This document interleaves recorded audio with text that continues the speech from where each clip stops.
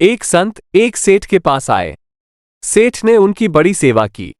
उनकी सेवा से प्रसन्न होकर संत ने कहा, अगर आप चाहें तो आपको भगवान से मिलवा दूं।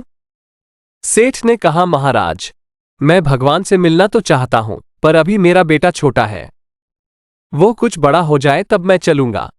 बहुत समय के बाद संत फिर आए। बोले, अब तो आपका बेटा बड़ा हो गया है, अब चलें?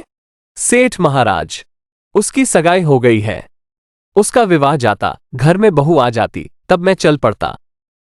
संत 3 साल बाद फिर आए। बहू आंगन में घूम रही थी। संत बोले, सेठ जी, अब चलें? सेठ महाराज, मेरी बहू को बालक होने वाला है।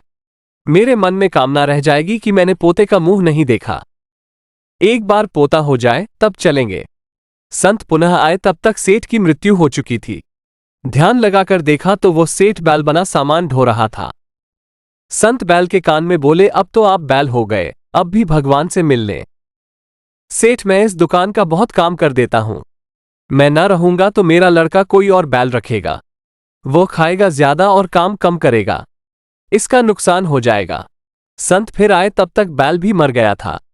देखा कि वह कुत्ता बनकर दरवाजे पर बैठा था। संत ने कुत्ते से कहा, अब तो आप कुत्ता हो गए, अब तो भगवान से मिलने चलो। कुत्ता बोला, महाराज, आप देखते नहीं कि मेरी बहू कितना सोना पहनती है। अगर कोई चोर आया तो मैं भौंक कर भगा दूंगा। मेरे बिना कौन इनकी रक्षा करेगा? संत चले गए। अगली बार कुत्ता भी मर गया था और सेठ गंदे नाले पर मेंढक बने टर टर कर रहा था।